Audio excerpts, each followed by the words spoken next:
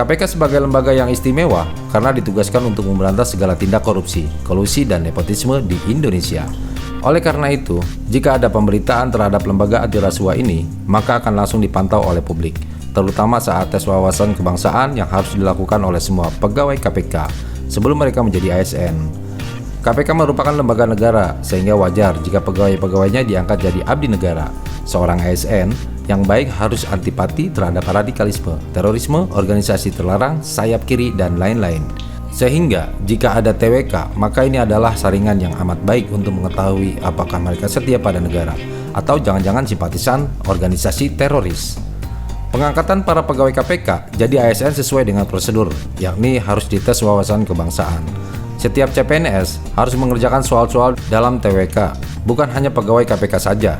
Karyono Wibowo, Direktur Eksekutif Indonesia Public Institute, menyatakan bahwa proses pelaksanaan asesmen TWK sudah sesuai dengan amanat undang-undang.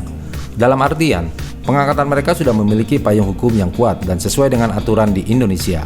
Jadi, tidak ada lagi yang dipermasalahkan dalam hasil tes TWK, karena sudah sesuai dengan prosedur.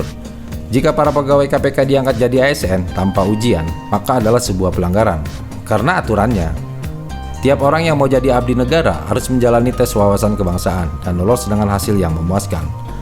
Tes wawasan kebangsaan atau TWK menjadi momen penting karena menunjukkan siapa yang masih cinta NKRI, sedangkan yang lain entah berapa kadar cintanya sehingga tidak lolos TWK.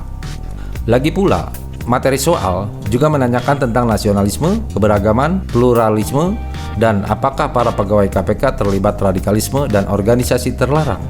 Sudah jelas bahwa radikalisme sangat terlarang, sehingga jika ada pegawai KPK yang ketahuan akan langsung dipinggirkan. Ia akan gagal total jadi ASN karena terbukti tidak setia pada negara. Masyarakat juga percaya bahwa para pegawai KPK yang lolos tes bertindak dengan jujur, karena di lembaga anti rasuah ini kejujuran adalah nomor satu. Mereka tidak mungkin jadi pengkhianat negara dengan memanfaatkan jabatan atau pangkatnya.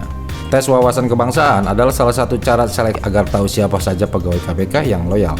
Karena jika diangkat jadi abdi negara, mereka harus profesional, independen, dan mencintai negaranya. Jangan sampai ada yang lolos dan ternyata pro radikalisme. Karena tidak ada seleksi sebelum pengangkatan pegawai KPK jadi ASN. Karena semua pegawai harus cinta NKRI jika ingin jadi ASN.